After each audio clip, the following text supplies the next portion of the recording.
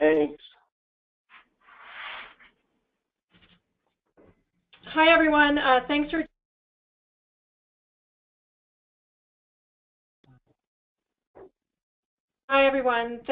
joining us tonight. We are going to be starting in about 1 minute.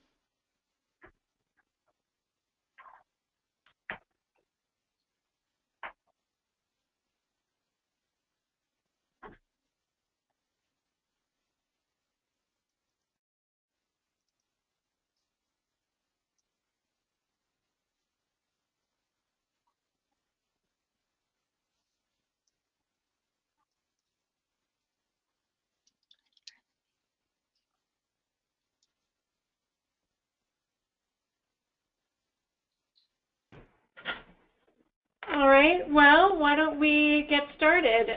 Good evening, everyone, and thanks for joining us for tonight's webinar called Workforce Diversity and the Social Accountability of Medical Schools. What can we do to move the needle?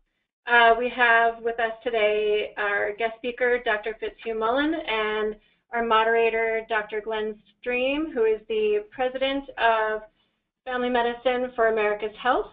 And I am Carolyn Houston, your organizer for tonight. And before we get started, I wanted to go over a few items so you know how to participate in today's event. On your screen, you should see a screenshot of an example of the attendee interface. You should see something like this on your own computer desktop in the right-hand side of your computer. If you've joined the presentation listening on your computer's speaker system by default, you can also join over the telephone and just select the telephone in the audio pane and the dial-in information will be displayed. We're excited to hear your thoughts today, and at any point during the webinar, please enter your questions and comments in the question box in the attendee interface. You can see here on the screen where you can enter your questions, and we will be taking them at the end of the presentation. And now I would like to introduce Dr. Glen, who is the president of Family Medicine for America's Health, who is serving as the moderator for tonight's webinar. Dr. Thank you, Carolyn, and please let me add my welcome to everybody for joining us this evening. We're really looking forward to this evening's presentation and your input and questions. Could I have the next slide, Carolyn? Sure. So for this evening, we're going to talk about workforce diversity and the social accountability of medical school, but I want to put it in context of a broader project and explain to those not familiar with the project what the work of Family Medicine for America's Health is, and the Health is Primary Education effort, and the objectives of tonight's webinar, and then hand off to Christina Kelly to introduce our speaker. And we will, as Carolyn mentioned, we'll have some time at the end for your questions. We'll be taking those from the text entry option in the webinar, so please be thinking of your questions, and we'll try to get to as many of them as we can at the end. And then we'll have a little bit of closing comment and some opportunities for you if you want to remain engaged with the project and the topic. So next slide. So these are the 8 sponsor organizations. So just briefly, Family Medicine for America's Health is anticipated as a 5-year strategic project of these 8 sponsor organizations and was intended as a follow-up to the original Future of Family Medicine project that published its report in 2004. So these are our 8 sponsor organizations, and yet we know, family medicine as the discipline cannot take on by itself challenges as great as diversity in our workforce and other aspects that I'll talk about in our project. And we very much look to engage our colleagues in other specialties and other healthcare disciplines and other key stakeholders in the health of our country to make progress in these issues. Next slide. So why are we doing this project? Well, we know pretty much nobody is happy with our healthcare system as it exists. Patients are unhappy, often with long waits and short visits. We know our colleagues, ourselves often, are very frustrated with the state of the medical system in which they work and feel frustrated that they can't deliver the care that people need, and lots of issues around payment and system design and all kinds of issues. And we really are focused on, above all, trying to make improvement in the healthcare system, both for the benefit of patients, but also for those of us that work in this healthcare system. Next slide, please. So what do we want instead of this current chaos? I love this slide. It sort of gives a little bit of a calm clinic setting, sort of a picture. The person is walking by as a name badge and appears to work there, and they're smiling, which sometimes doesn't happen in our clinical facilities. But I like the poster. I don't know if you've seen this before. It looks like an eye chart. But what it says is, live the life you love and love the life you live. And so many of our colleagues are not feeling that in their current professional life. They're not feeling satisfied, and we need to make progress in that. Next slide. So these are the 7 core strategies of the Family Medicine for America's Health strategic effort. I don't want to spend a lot of time. I really want to get on to Dr. Mullan's presentation, but just to set the stage, we want to show the benefits of primary care. It's both the talk and the walk part of what we do in family medicine and more broadly in primary care. We're committed to everyone having the opportunity to have a relationship with a trusted healthcare professional in a medical home environment. We're very much aligned with the triple aim of improving health care, and reducing costs, knowing that all of those really are important, and we often speak of the quadruple aim, adding that professional satisfaction piece that I already spoke about. Important to tonight's discussion, this concept of working to reduce healthcare disparities, which is a huge issue in our country, leading the evolution of the medical home model, knowing that whatever it is what we do, we can always do better, and we're committed to evolving that model. We want to ensure a well-trained primary care workforce, so that's a multi-component issue, from early training, those things that are important in a modern healthcare system that has to do with addressing healthcare disparities, but also having the tools to address those, including population health, good mental health resources, those sorts of things. And we recognize that in order to have such a system, we need to pay differently for primary care. Next slide. So many of those topics we just talked about, I think, directly relate to the presentation you're going to hear from Dr. Mullan. These are our 6 core tactic team areas of work that are working on those. A lot of these areas would overlap more than one tactic team, and so they collaborate together a lot. Next slide, please. So these are some of the areas, and I apologize, it's small font, and I'm not going to show it long enough for you to read all of this, but just in each of these tactic teams, they have their own tactics on which to focus that roll up to those larger 7 strategic priorities, and these are volunteer family physicians and colleagues in other specialties working together and building extended networks of folks to provide input and resources to their work, working with our 8 sponsor organizations to take on the work that we've chosen to try to impact. Next slide, please. So the other main piece of our effort is a communication effort. One of the primary shortcomings of the original Future of Family Medicine project was recognizing that we did not do enough to educate the public, our patients, about both the importance of primary care to their health, but also its importance to a healthy healthcare system. And so that's the goal of the Health is Primary campaign. Next slide, please. So we have a number of messages through a number of different channels that I'll talk about just very briefly. If you're interested more in the Health is Primary campaign, you can go to healthisprimary.org is the website for that, primarily public and consumer-facing presence. But the idea is talking about the value in having a primary care relationship, having your own family doctor that knows you, knows your history, knows your family, is your quarterback for your care, coordinating specialty and other care, takes care of you over the course of your life and across the spectrum of your healthcare needs. Next slide, please. So we're using a number of communication channels. We have a substantial budget for this, and yet if you know anything about paid media, that money goes pretty quickly. So we're doing a lot with social media, with the public service promotional type of opportunities, earned media like interviews and op-ed pieces, and that is our channels to get our message out. Next slide, please. So we're engaging thought leaders. This shows slides from our launch event in April of 2014 in Washington, D.C.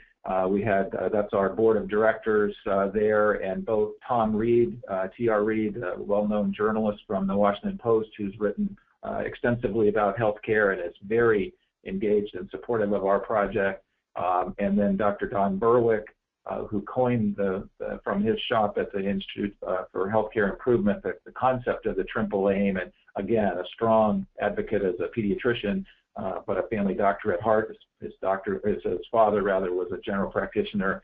He really has been a strong voice promoting the value of primary care. Next slide.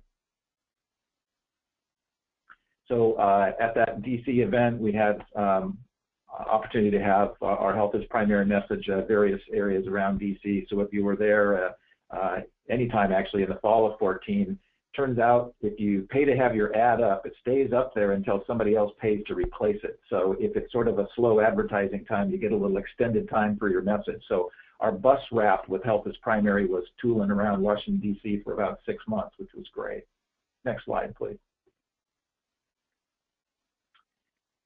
So a part of our effort has been to spread the message of all the different things that family physicians and other primary care colleagues do. So we've done events at cities around the country highlighting these stories of successful contributions to the health of family and communities.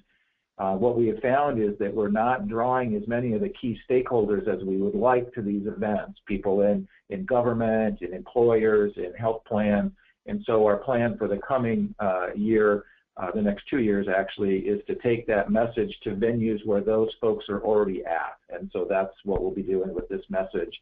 On the healthisprimary.org website, there is a collection of the stories that have been gathered, and it's amazing what our colleagues have done. So next slide, please. Also focusing on health topics, a real health promotion type of concept to patients about how they can be engaged in their own health around things about tobacco cessation, immunizations, chronic illness, fitness and nutrition, those type of topics. Next slide, please. So with that brief introduction and background about the Health is Primary and Family Medicine for America's Health, I'd like to hand off to Dr. Christina Kelly, who is the tactic team leader for our Workforce and Education and Development core team. I want to thank her and her team for coming up with the idea of this webinar and the idea of having Dr. Mullan as our first guest. This is the first event like that we've had. I've had the opportunity to work and the privilege to work with Christina across a number of different opportunities. We were both in Washington State in the Washington Academy of Family Physicians for a while, interfaced quite a bit in the American Academy of Family Physicians, where she has previously been the resident member of the board of directors and the convener of the National Conference of Specialty Constituencies, amongst many other leadership opportunities. She's on the faculty of the Family Medicine Residency at Carl Darnell Army Medical Center at Fort Hood, Texas, where she serves as a director of the Family Medicine OB Fellowship. So with that, Christina, I'll hand off to you and ask you to introduce tonight's speaker. Thank you, Glenn. Our FMA Health Workforce team is very excited to have a virtual discussion on a very important topic with our guest speaker.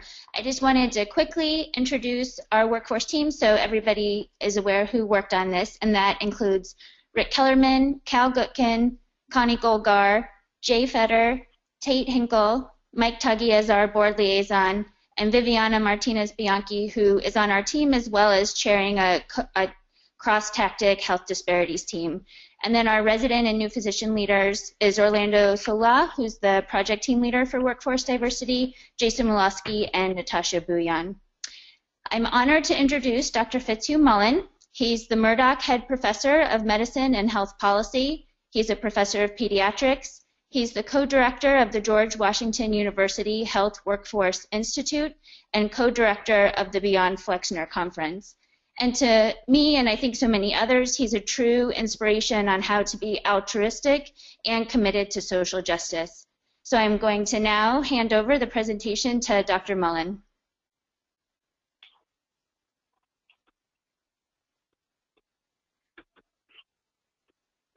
All right, I think my screen is up. Can people see? First slide.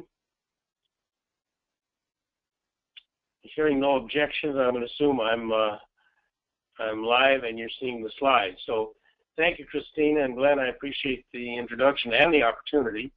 I have to confess I'm not a family physician, though I've often wished I were, and I've also masqueraded as one. During my early years in the National Health Service Corps, I was assigned to a site that had one other physician. That doc had only an internship. And I'd had 4 years of pediatrics, which both gave me a lot of pediatric knowledge and put me a bit of a distance from my medical school training. But we soldiered on together, and both of us saw all the patients. And though it wasn't board certifiable family medicine, I think we did an adequate job, and I certainly learned a great appreciation doing that for 3 years of what life as a family physician is, and great appreciation, great respect, and I wish I had done it more.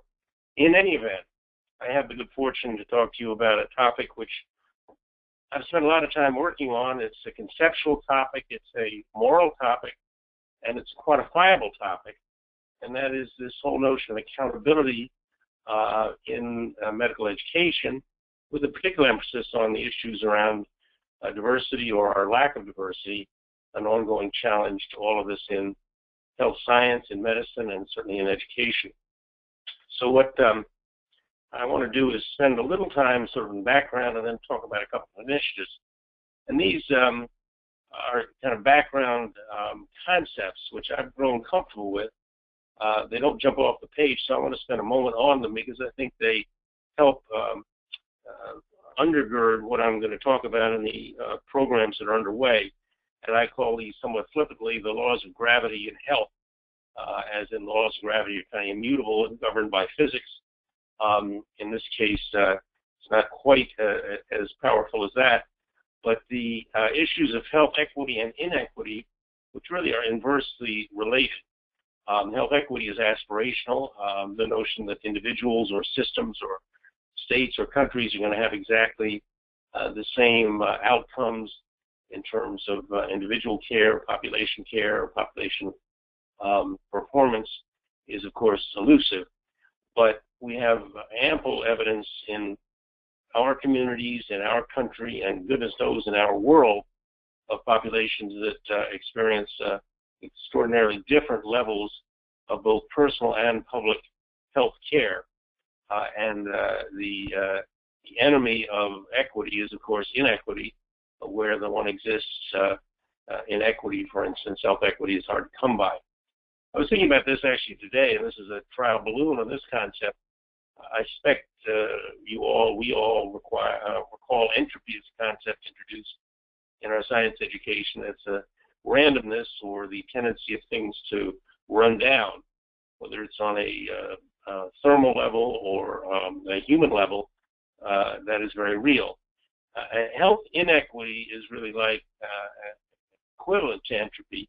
It will be the naturally existing state unless we work to create more equitable circumstances.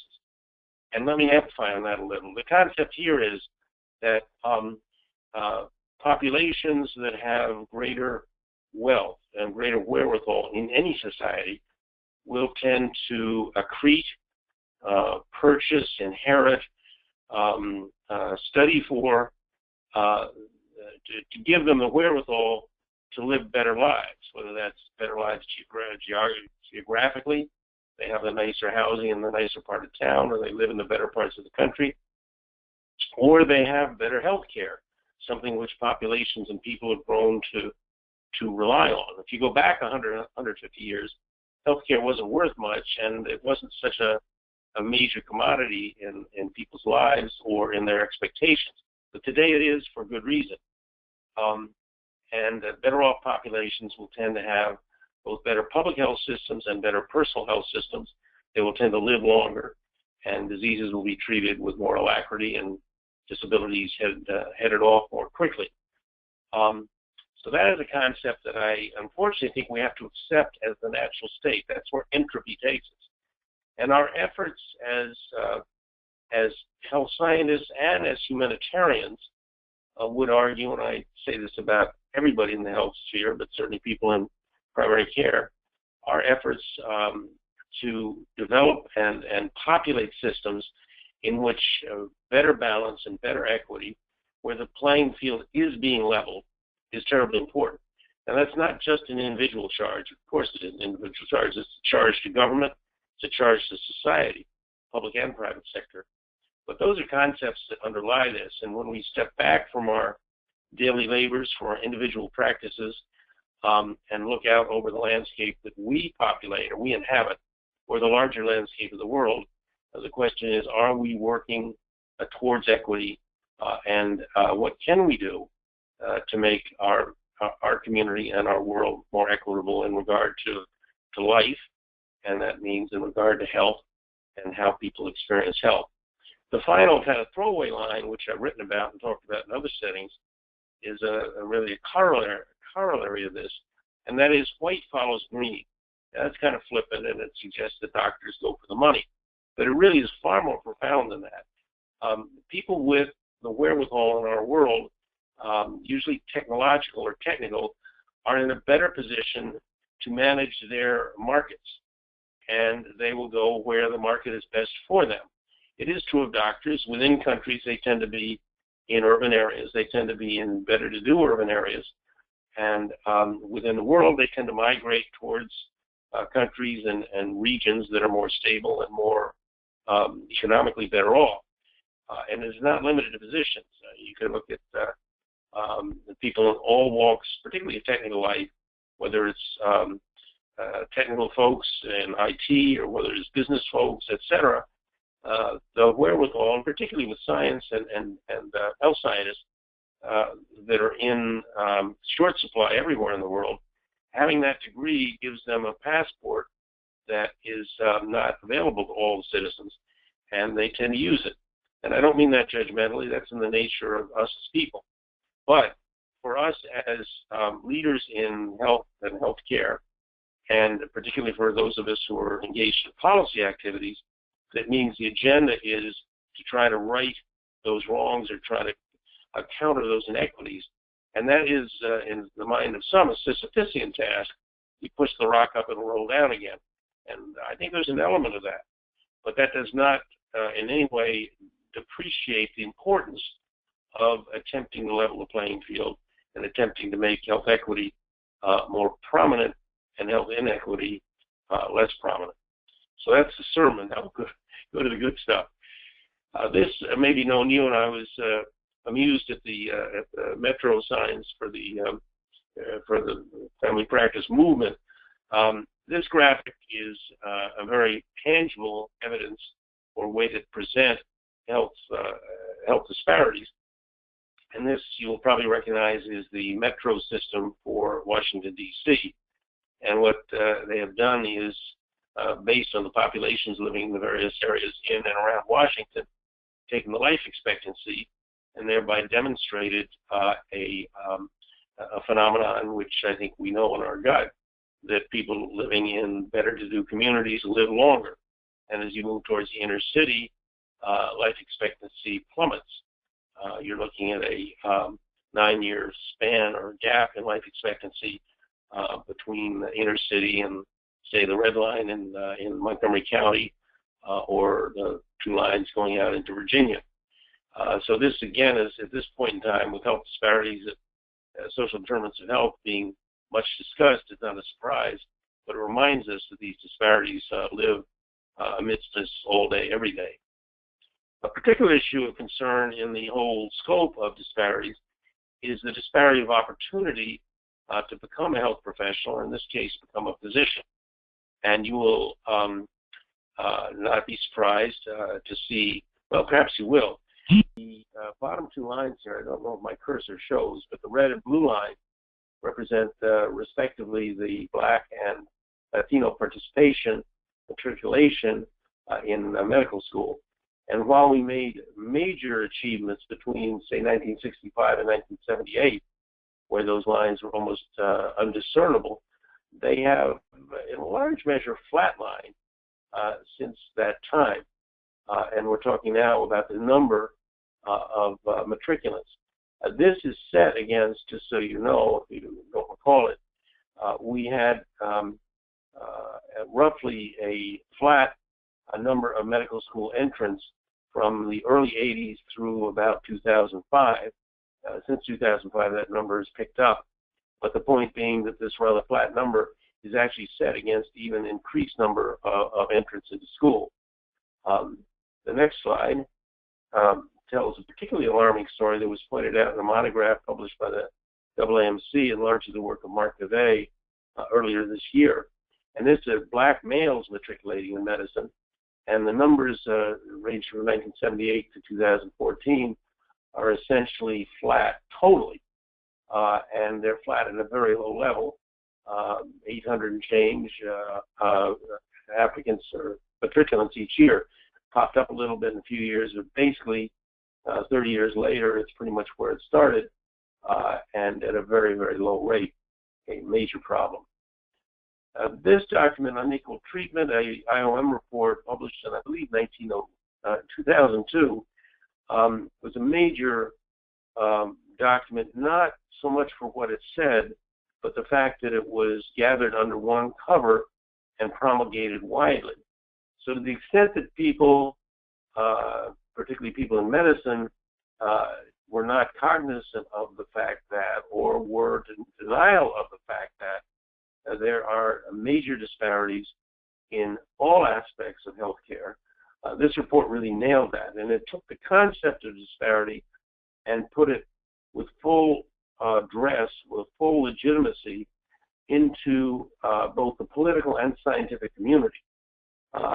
My experience, going back a number of years now, working originally in the civil rights movement, where the issue was a simple, accurate, but fairly blunt statement, it was racism.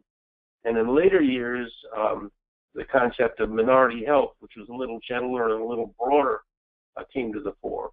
And by the 1990s, the concept of disparities, really, as I say, nailed by this report, began to be discussed. And that was a much more nuanced term, a much more researchable term, a much more policy amenable term, and I think a step ahead. It's not quite as blunt, it's not quite as political as racism, and it is indeed much more complex than simple racism. But the idea of disparities and the ability to pinpoint them, identify them, track them, and work on them, both scientifically in terms of research why, as well as interventions in terms of education, in terms of clinical treatment, in terms of how healthcare is managed, is an asset of the system that we have increasingly, and this report was really the point of departure for that. So let me switch gears a little bit. This is Abraham Flexor.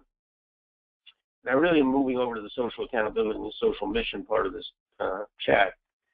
Abraham Flexor, as I expect is known to most people, was a key figure in the 20th century concept of the medical school. His famous report was published in 1910 after 2 years of exhaustive and extensive travel to every medical school in the United States and Canada. And the report, as you probably know, was generally scathing in its estimate, in its characterization of what he found. Words like fetid, ignorant, foul were peppered through the report. And this was in reference to what he found among actually the majority of medical schools, which were, as you probably know, many of them were kind of mom and pop organizations that were effectively, in today's parlance, science-free. Science really did not visit our shores. Science wasn't developed, medical science, very well until the very end of the 19th century, as things began to pick up with Pasteur and Koch and Röntgen and a variety of people. And they came to America with Hopkins taking the lead and sort of importing a European curriculum slowly in the late 19th and early 20th century. But important work of Flexor was to point out what more and more people were appreciating. A lot of these medical schools were full of hokum and were ignorant and were fetid. And amazingly, the vast majority of these closed within 15 or so years of Flexor's report. Flexor argued that medicine should be taught in what he called the research university. This, I believe, is a seminal and important Flexnerian finding and premise, but it's been widely misinterpreted, maybe too strong, but conflated in ways that contributes to the character of medical education today. And what that conflation is was the notion that that medical education somehow was research, or vice versa, or that at least a physician could not be trained if it was not in a research environment. And therefore, what the medical school was essentially a research institute with education appended to it.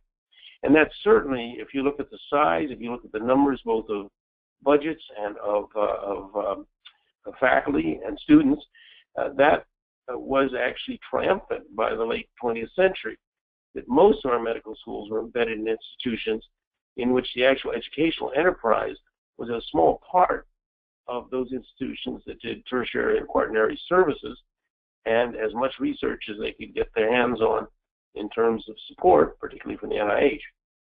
Now, that produced medical science of a high and rapidly moving quality. But in the Flexnerian concept, and I'll move just ahead on these, that's the report. The principles that he articulated were 2 years, at least 2 years of entrance, of college for entrance, and the two-year preclinical clinical, that the laboratory portion of medical school is very important, and that it should be taught in research universities. And he really linked medical education to science, and in doing the things, standardizing curriculum, excellence teaching, promoting research, all those were part of this quality assurance brilliant stroke that he orchestrated in terms of having medical schools be very scientific and trained under highly specified conditions. However, it also had some downsides that have been less examined. This large inflexible institution, which the academic health center has become, his concept and the subsequent development of those institutions was really not clement to notions that did not exist then but have developed since, such as the social determinants of health. And he certainly, and this is not Flexor alone, but the society of the early 20th century in the United States, in fact, society in the mid-20th century in the United States, did not envision health as a human right.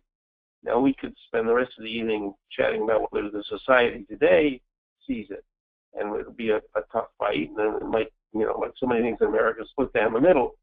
But I think most people, even who don't envision it as a human right, expect that that folks should have access to services of some level, and they shouldn't be left to die on their own, and probably have pointed out that these disparities that relate to income and race and place, they'd probably say that's not good, we should do better.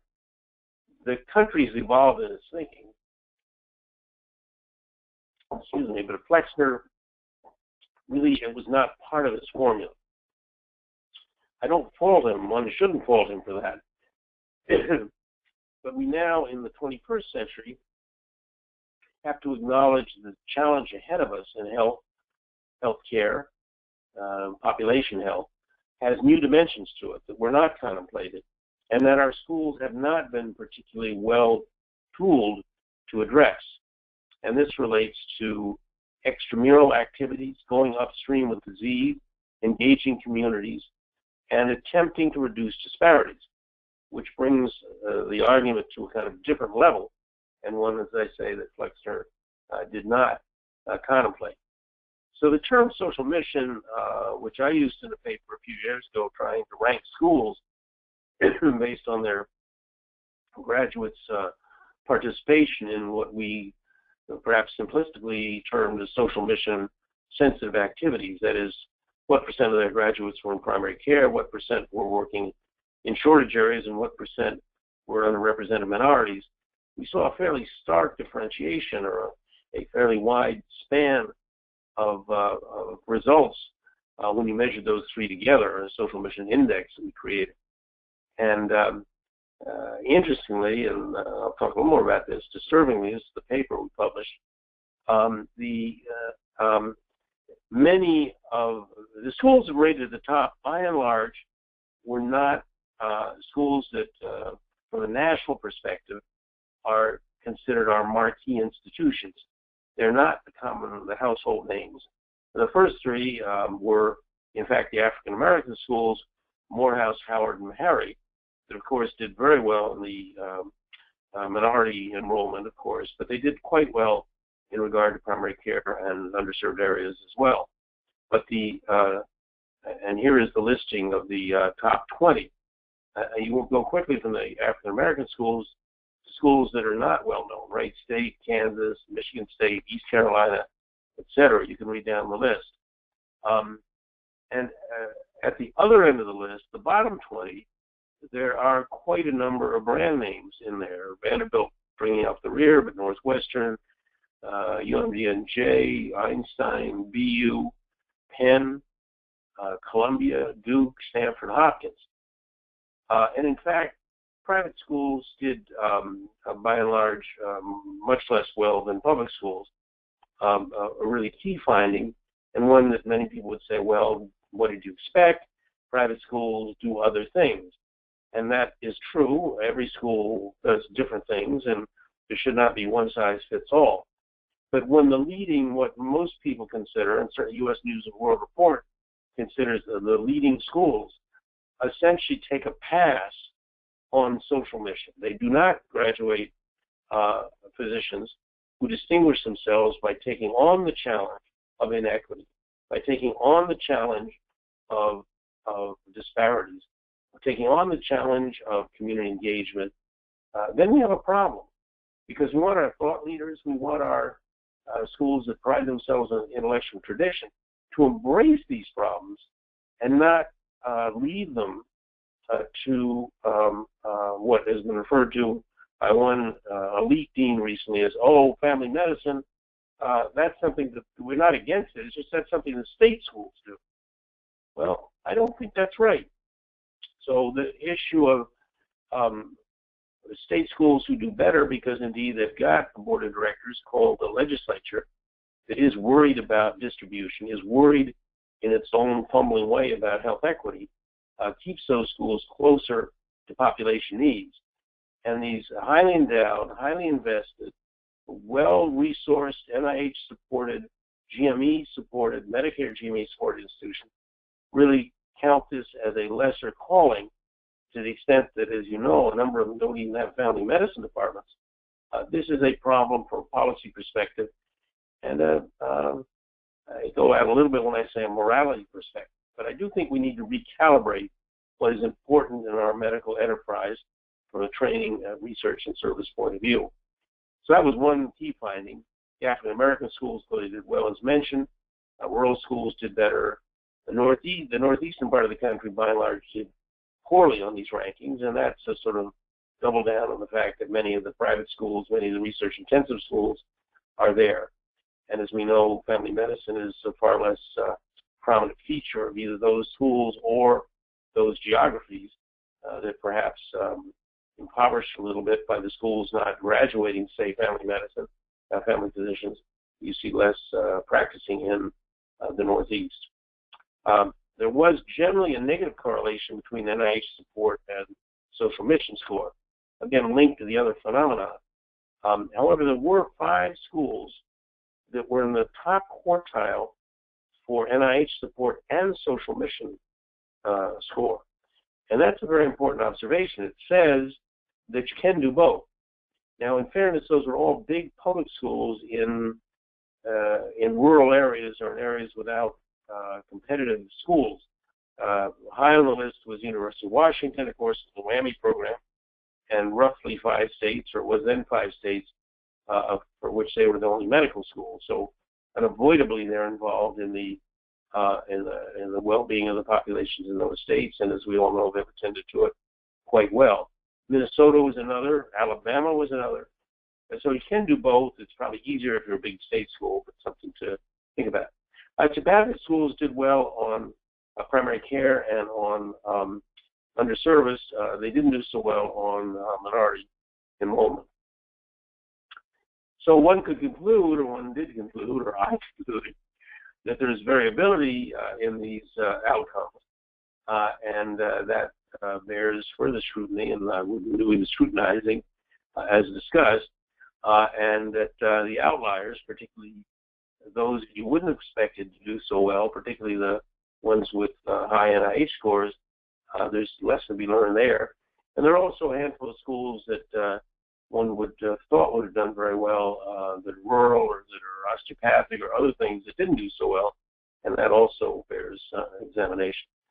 We went on to do a social mission case study where we looked at 6 schools listed here that arguably are post-Flexnerian, or they are engaged in activities that feature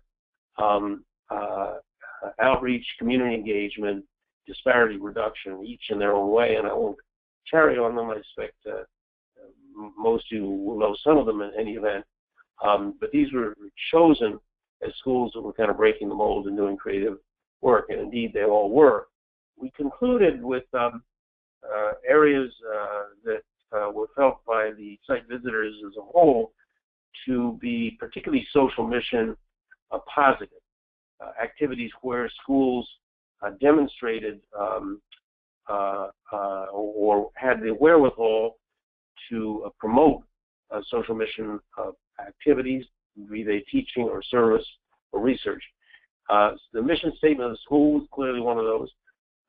Pipeline programs where the school reaches down into the student population and tries to create a positive environment for kids interested in health sciences. Admissions, curriculum structure and content, location of clinical experience. How much education goes on extramurally? How much is community engaged? Tuition management is in the school's work to keep tuition down and make the most sensible loan repayment packages, both to encourage their kids to come and help them when they leave to be able to manage their debt. Mentoring, role modeling, and finally postgraduate preparation and engagement. And speaking more broadly, if one were to look at a medical school, or for that matter a teaching hospital, or for that matter a health profession school in general, sort of consensus categories would be community engagement, diversity promotion, disparities reduction, cost and value concern, value-based care, teaching it, practicing it, we think is an element of social responsibility and should be included within these core social mission activities. And finally, engagement with the social determinants of health. Are they taught? Is the school actively promoting projects or reaching out to partner with other institutions to engage issues in education, issues in environment, in an effort to create better health and slow down, say, the admissions from the emergency room or even visits to the emergency room, etc. So those are important concepts when one thinks about social mission. And based on this, we've got a small movement going called Beyond Flexor, Social Mission in Medical Education, soon I think to be Social Mission in Health Professions Education. And it really came from a couple of meetings we've held. The first one in Tulsa, Jerry Clancy there in the middle, who was then the dean of now the dean of the University of Tulsa. This is the University of Oklahoma at Tulsa, a branch campus, going to a four-year campus. It is now the University of Oklahoma School of Community Medicine. A lot of emphasis on these topics. Beyond Flexor 2015 held in Albuquerque this past April. The Tulsa meeting had about 200 participants. This meeting had about 400, and we're headed for FIU this fall, Beyond Flexor 2016, and we hope you and lots of others will come. From that has become the concept of a Beyond Flexor Alliance, an organization kind of in the making at the moment. But the concept is that between the numbers of institutional programs and individuals and NGOs working in this general area of social mission, social accountability, we don't think there needs to be another organization to do a given thing, but an alliance that would help promote, network, coordinate, and play the most effective orchestra for these various organizations would be of help. Positive disruptive force, as we call it. It would be a communications platform, a clearinghouse. We're talking about social mission standards, and actually we have a grant, we at GW have a grant from the Johnson Foundation to develop a social mission metric, taking those modalities or those common elements of a medical school or a health professional school education and saying, what is the best set? Are these the best set, these 8 of elements of the educational cycle or the arc of a medical school that would do impact social mission thinking and social mission profile of the institution? And if so, then how does one develop a metric around each one of those that can be both looked at individually and then rolled up into a process measurement of social mission at a school? And a measurement like this, or a set of metrics like this, could be used by an institution for self-study, could be used by the students of an institution to say, well, how are we doing? And it could be used for comparison studies in year 1 and year 5. Did we move the needle at our institution? So developing at least an alpha set, an initial set of social mission metrics is underway. And as I mentioned, Beyond Flexor 2016, which will be at FIU in September, will be an important next step for the overall movement. At Albuquerque last year, under the leadership of Art Kaufman, all 400 of us went to the community for half a day.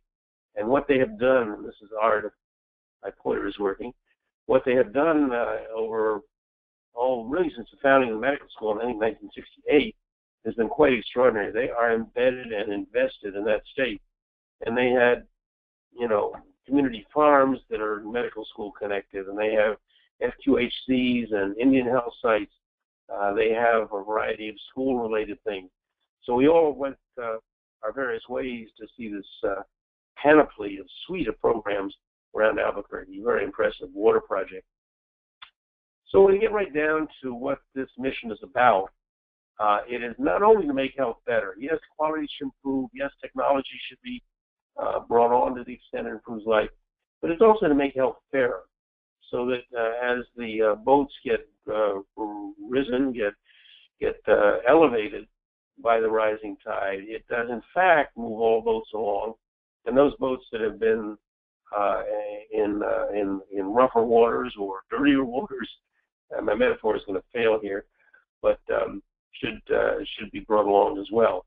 And I think that's the essence of social mission. So here are a couple of links for you. That's my email address if anyone wants to communicate. The Beyond Flexor Alliance website, which really is built off the Albuquerque meeting, with probably about 30 videos and audios of both the plenary talks and then interviews were done by a variety of leaders and just a spectacular crew that was at Albuquerque. It ranged from Don Berwick to Jack Geiger to Tom Nasca, on down through lots of community activists, Rishi Mashanda from Upstream. This is his book. It was just a fabulous meeting. And the final item here is a YouTube rendition of a TED Talk that I gave on social mission. My mother likes it. I suspect someone else might, so give it a shot as well. And I think I'm done at that point, and I'll turn it back to you, Glenn. Is that right?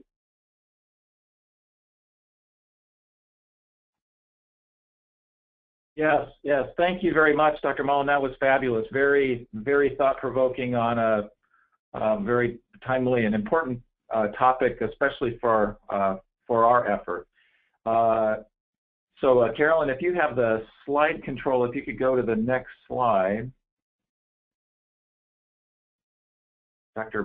Mullan has to relinquish control, which is always hard for us, all of us, you know. Yeah. What do I do? Give it back. Yeah, there you go. There you go. So below, you can see what should be in your toolbar to the right for the webinar that allows an opportunity to enter questions, your questions that we can pose to Dr. Mullan, and I appreciate that. One thing I'm finding for the questions, thanks for people that have already put them in, one thing is it seems to truncate long text strings. So if you could be sort of concise in the question, not only is that a better question, but then I can read the whole thing. So, Dr. Mullan, the first one was about what incentives do medical schools have, as you described, this sort of ivory tower of the modern academic health center. They're, very much invested both in their clinical reputation as a center of excellence and a research institution and the funding that goes with that. How can that change so that they see incentives to address some of the concerns you've outlined? Well, that's a tough question and certainly a fair one. I think some of the change is relatively cheap. And that starts with a kind of reconceptualization of their role. I'll say it's cheap. This may be among the less likely or more difficult changes. And it's simply the mission statements. We did another study just looking at the mission statements of all our medical schools. And of course, virtually everybody has teaching, research, and service, the old catechism of what we do. But many of them identified other priorities for their school and their effort. And they ranged a good deal. Among the ones that were more social mission related, issues around diversity, which I think something on the order of 30% reference, were the most common. Issues around sort of the workforce and provider modifications, such as promoting primary care, were, 18% or something like that. And then you get down to issues like cost and prevention, and almost nobody referenced it. So the fulsome concept of community engagement was probably not present in many. So the question of when a school says its mission is to improve health in the world, I've come to respond, yes, but. I mean, everybody can aspire to that, and it's truly a noble notion. But a more consistent and probably more useful question is, what are you doing about health in your backyard? Do you have, for instance, a geography that governs or influences what you do with your teaching, perhaps your admissions, your research? State schools do better because they generally have, and certainly the solo state schools like in New Mexico or in Washington have a clear geographic calling. When you get, if you go to the island of Manhattan, it's not clear to Mullan Square if anybody's responsible for anything.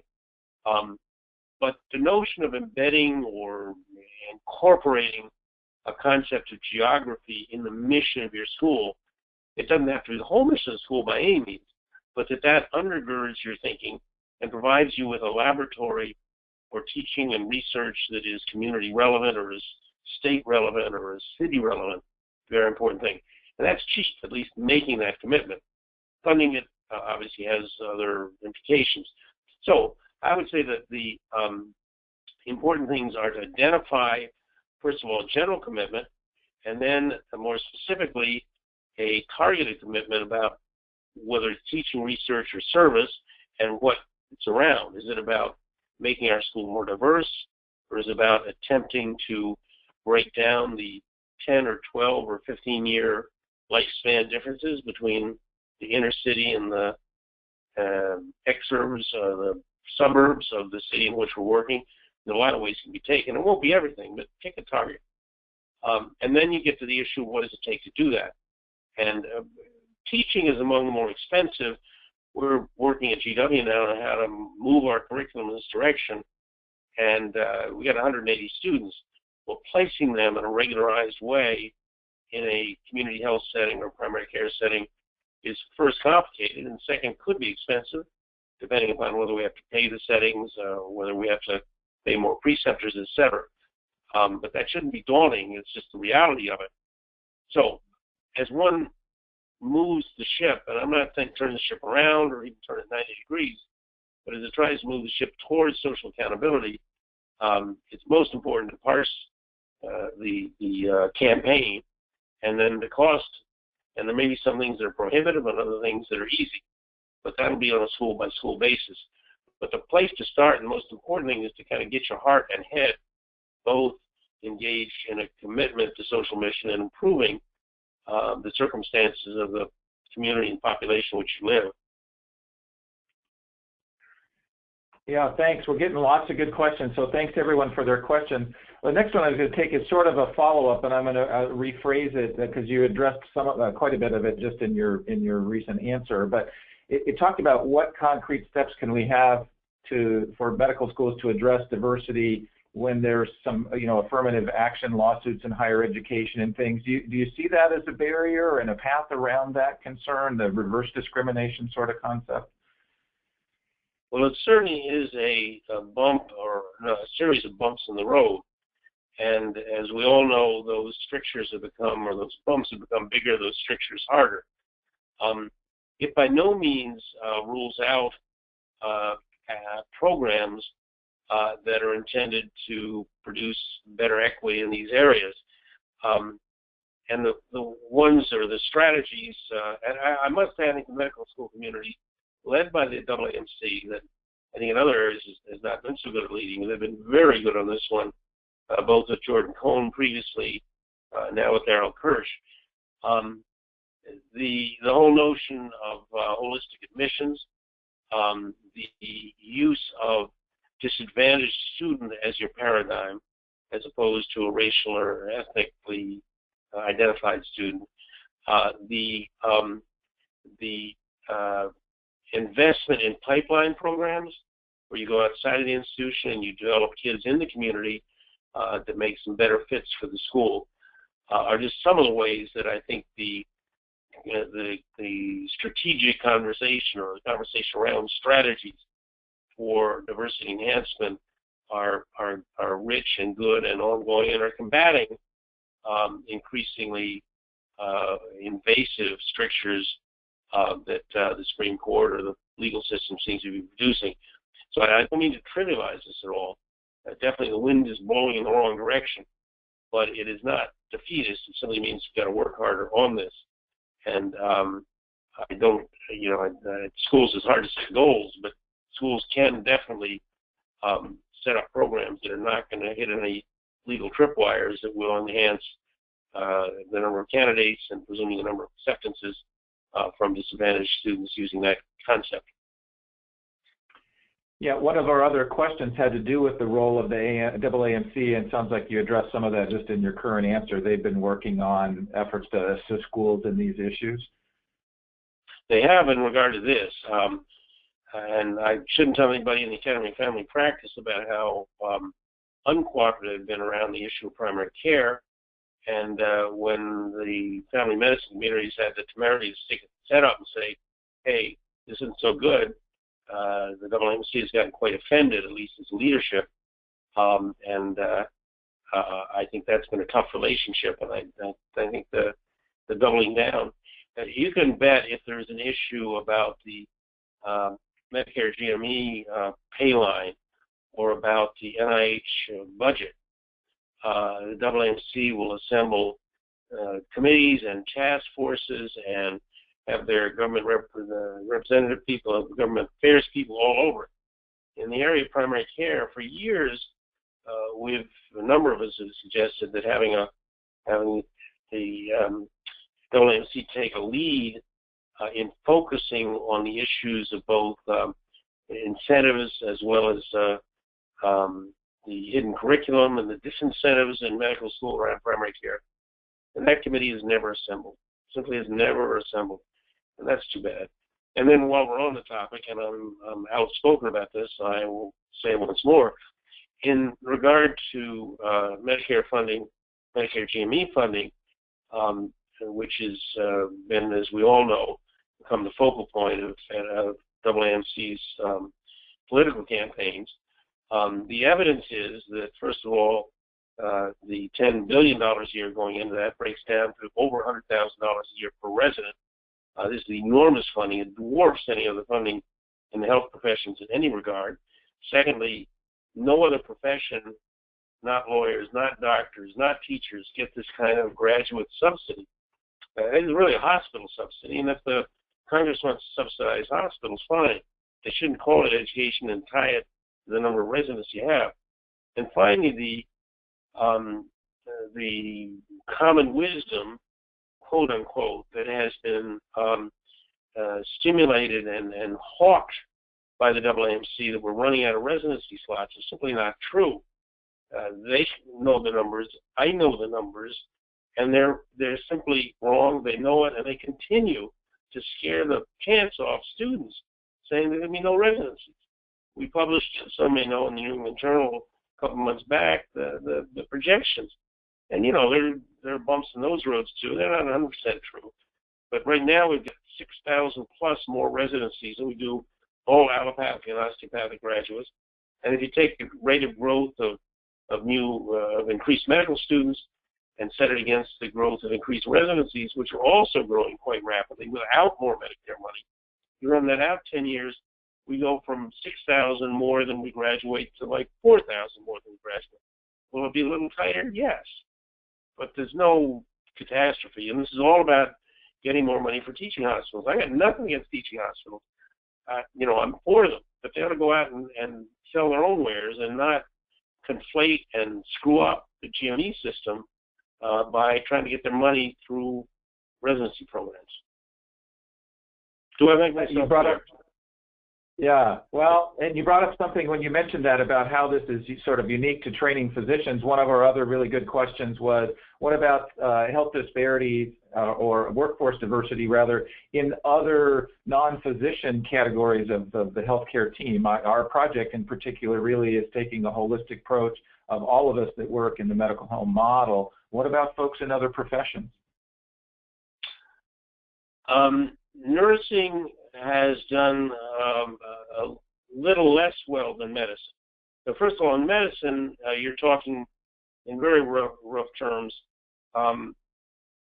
about 28% of our population is Latino or African American, and about 13% of our medical students are Latino or African American.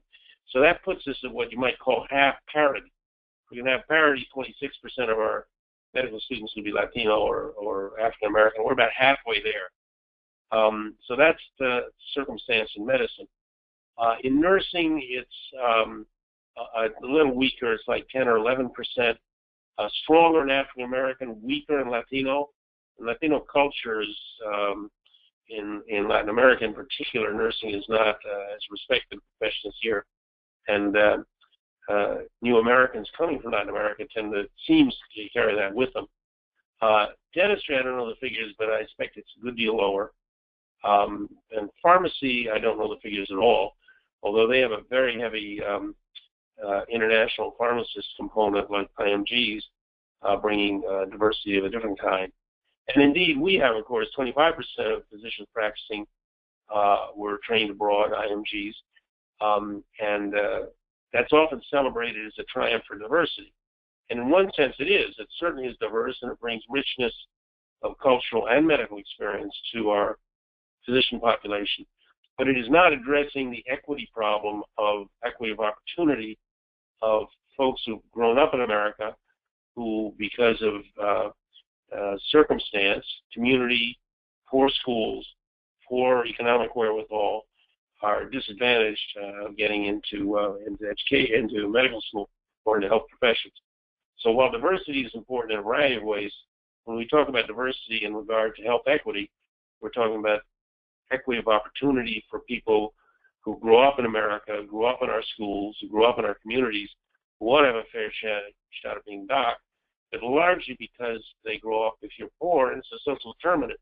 You live in a community where the school system tends to be poor, and you're simply a less competitive candidate all along the line. That's a huge problem. It's rooted in the school system, not in medicine, but we got to reach out and try to fix that. Yeah.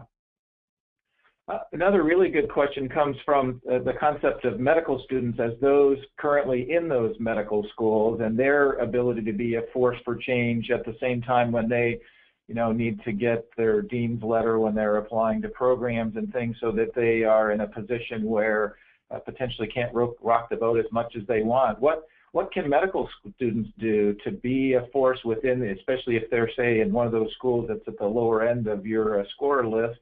What can they do to affect some change?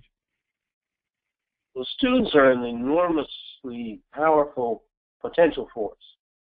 Far more powerful, I think, than most students, even political students, appreciate. Medical educators and the institutions listen to students, both because they respect them and because they have to some degree. They're customers.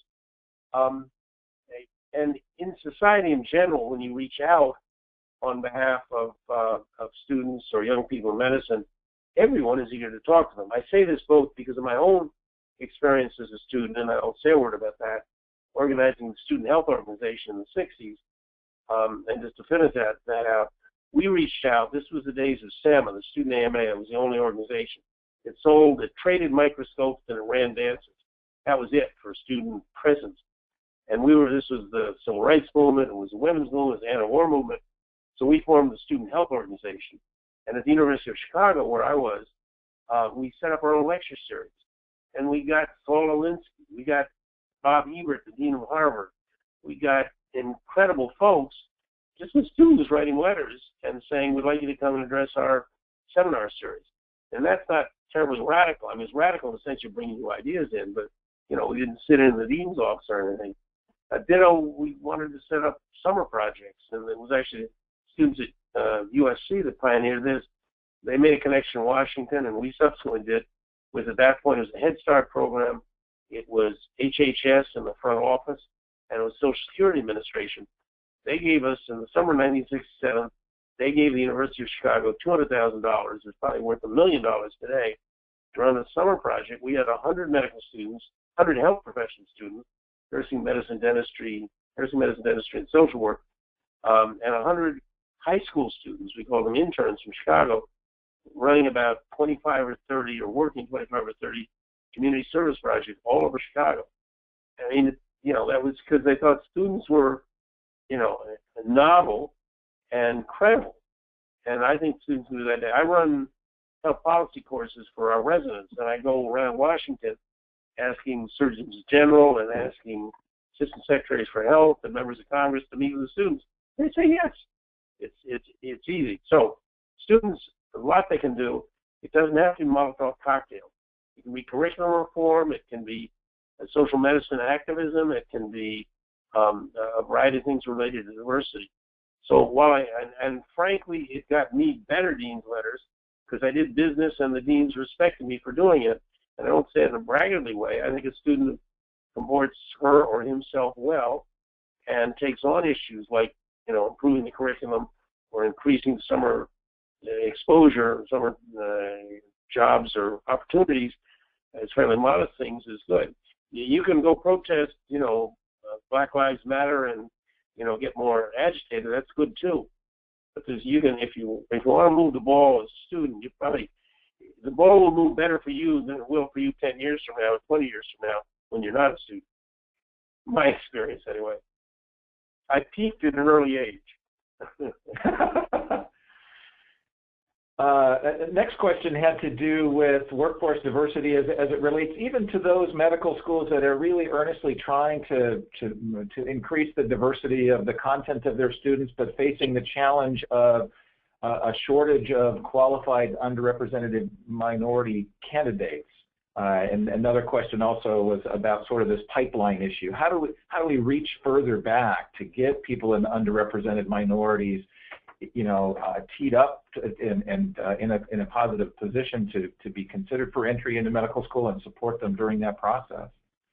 Yeah, those are tough questions. The first one about qualified applicants, I believe I'm right in saying that the percent of minority students accepted is roughly the same as the percent of majority students accepted, meaning that clearly it would appear admissions committees are open to qualified candidates. And clearly there's difficulty given the educational pipeline, and when a minority kid does well enough in school to reach graduate school level, there are plenty of people, including the business community, competing for him or her. So medical school doesn't have a lock on them by any means. So that's tough, and it relates to two things. One is trying to prepare more people, and that's pipeline. I'll come back to that in a moment. And the other, and I have not worked in this area, so I defer respectfully to admissions folks and faculty who work with challenged students. The hazard, of course, is you admit somebody who is less than stellar traditional credentials, and they don't do well, and then they end up perhaps even failing out and wasting everybody's time and money, including their own. And that's obviously not desirable. But schools, and I don't know this well, I don't know the field terribly well, but a number of schools have pioneered very creative programs, 5-year programs, special kinds of tutoring, pre-entry kinds of things. It's largely the preclinical curriculum that's traditional academic curriculum that can be the killer. So there are ways that you can, and considering, schools have cutoffs on MCAT scores, and that gets fit into the U.S. News and World Report rankings, so people like to have high cutoffs. And I'm told by those who work in this field, you move your cutoff point down, you consider a promising kid with a 24 or something, that can pay off. But you got to not be too risk averse, and you got to have a positive program to support, or at least enter into a contract that promises support to those kids. So my sense is we could expand the number of folks by relaxing a little bit our concept of what an adequate candidate is. And the pipeline, which is it's also a difficult area. I am doing work in that. And, you can get a bright rising senior in high school, and you can mentor them that year and give them a summer experience in educational enhancement. And then they go to college, and you very often lose track of them, and they can go off in many directions. Or you can, intervene at the college level, but then, of course, you're getting them late, and a lot has happened already. So there's no easy answer. There is an organization now called POSSE, which is sending students from a city en masse to a given institution. So that from Washington, 6 or 8 kids that happens they're going to, 6 or 8 kids from Atlanta are coming to GW as part of the POSSE program, undergraduate, not just the health sciences, but promising disadvantaged high school students. But the idea is you keep them in a group, and they get positive reinforcement from one another as they hit the challenge of going away from home and going to college. So there's very creative stuff going on. And the more different schools get involved in this outreach, the more solutions we're going to find and the more kids we're going to get in, would be my belief. We've talked a lot about institutions like medical schools and academic health centers. One of our questions had to do more at the individual level. What can we do to reach people who don't see the value of diversity in the workforce or don't hold a personal value about health equity? Any suggestions from your work about more at the person-to-person, colleague-to-college level? I actually think the diversity issue is the one that's most broadly accepted. in this day and age. And again, the medical education community has been pretty active in this area. And you know, southern schools, I mean, I don't say this with definitiveness, but you know, what you might expect is the bastions of the Old South are, I think, in general, quite participatory and quite engaged. The other issues of, I mean, ironically, a simple thing like adding a family medicine department or program is, I think, a much tougher battle where you do not have, I'd say you have uniform, consistent respect for the diversity issue. That doesn't say every school is, you know, got all engines, you know, full ahead, but no one will argue with you, and many will put efforts into that individually and school-wise. The question of creating more primary care providers, and particularly creating a strong family medicine program for the region and for the country, is not uniformly shared. Now, you can get in lots of arguments about is family medicine the answer, or is it working, etc. But the bottom line is, I think you get many academic leaders, deans and others, who don't see this as an important element of a fulsome response by medical educators in the medical schools to improving health equity in the country. And I believe it is. I think many people who are in the equity movement believe that that's a predicate. And that's, the literature shows that populations that have good primary care do better, are happier about it, and cost less. That's pretty clear at this point. And that all of our schools are working hard to produce a robust primary care output. And having family medicine departments is a single marker of part of the robustness. And there are 10 or 12 schools that don't, and I suspect those who know it better than I do. There are a number of schools that technically have a family medicine unit are not terribly effective or not very core to the institution. So I think what you're doing with this movement is terribly important, and I hope you can persuade more folks. Other issues about community engagement of various sorts are, I think, need to be articulated on a community basis. I would say, if anything, if on the high level, one could either argue that there ought to be 4 legs to the stool of academic medicine, which includes teaching, research, service, and social mission. That these schools, the only way you build a doc is going through one of these schools, allopathic and osteopathic. That's not entirely true. You build a doc in India, you build a doc in Nigeria, and we can't obviously control the curriculum there. Setting that aside, we in America have turned over the authority to recruit, train, value develop, skill develop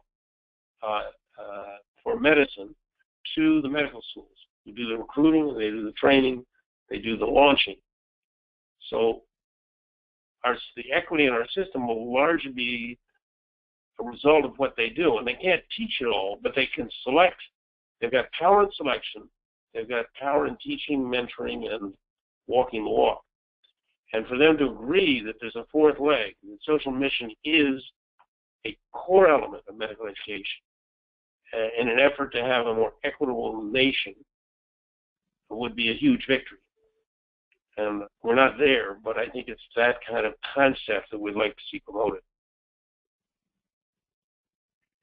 You made in your presentation some comments about differences between private and public medical schools, and several of our questions had to do with, you know, public schools accountable to whoever government agency, usually state, is responsible for the school.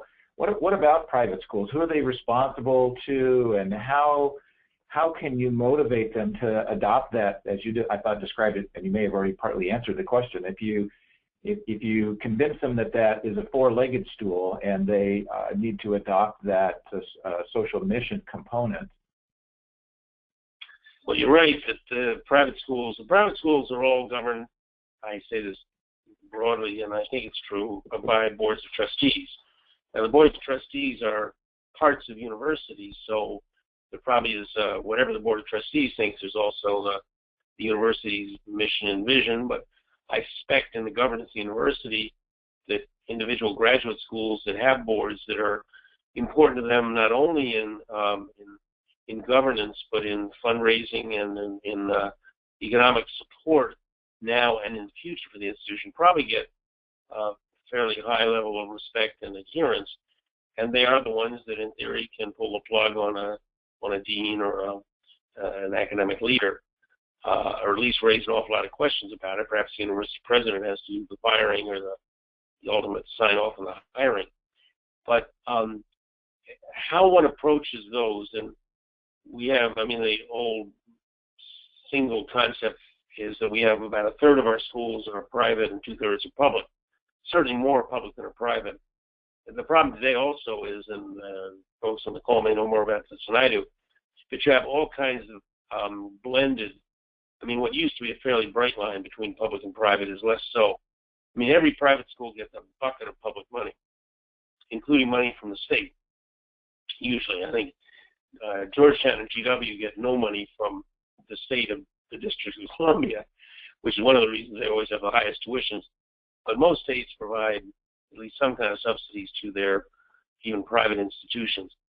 So that line is a little hard to draw. It is true, I would think, that all state schools have a line in the state budget, and as such, the dean or the VP for health or the president of the university has a direct responsibility to the state legislature to account for that.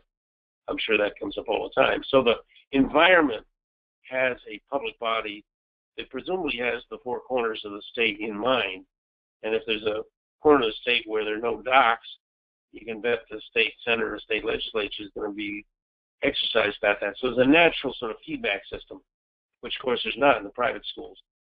So it has to be on some combination of a moral and strategic argument that for a medical institution in the 21st century to ignore health disparities and to ignore the social determinants of health will make it a back-of-the-bus institution. Which is not so that would be the moral argument would be that, you know, this is being your brother's keeper or your sister's keeper, and you should know better in medicine and health sciences. I haven't tried that argument on any boards. I haven't sat with any boards recently. But between the strategic and the moral, I think, would where the argument have to be made with private institutions. Yeah, thank you. Another question came up, sort of, and I would paraphrase it as, you know, what are the opportunities and who are our allies in this? You know, opportunities, other movements within healthcare, you know, increased focus on public and population health, collaboration with our colleagues in other specialties, or potentially even within academic health centers and medical schools between departments or specialties. Who are the natural allies to try to move this forward? I'll stop answering the question. I think, in spite of my pro-primary care rhetoric, I think this is really a cross-medicine issue. Not just an adequate primary care workforce, but the diversity issue, the disparities reduction issue. And we ought to be, I spent time in medical schools around the world. The school I visited in Sudan, I've done a lot of work in Africa recently, University of Gezira, which is about 100 miles south of Khartoum, is since it was founded in the 70s, is a self-consciously, militantly, community-oriented institution, and they're really a leader in the world. They now have their graduates populating their specialty. And a couple of days visiting in the cancer center, for instance, where it's all about, you go to the office of the cancer center's director, he's got maps of, I don't know, mid-Sudan, the expanded Madani area. It's in a town called Madani. And they're looking at cancer incidence. I mean, he's got his vision, or he's spending his time intellectually, whether it's research or service, looking at the pattern of new diagnoses in oncologic diagnoses in his region. So it's that kind of thing. You go to the liver, they had a sort of whole hepatology unit, but they were doing both hepatology and renalogy. They were doing their dialysis too. Again, a system of outreach where they send people out to get patients and bring them in and send them back. all again front and center of what they see themselves doing as an institution. So that was very impressive to me that this was, you could have very activated, very social mission-driven specialists, subspecialists. So I think a mission for us would be to make sure that social mission isn't just seen as a primary care thing or family medicine thing, but that it's an institutional thing with us as humans and as Americans and as physicians. Beyond that, I think there are increasing patient groups which are articulating this. The patient phenomena of patient activism is much with us.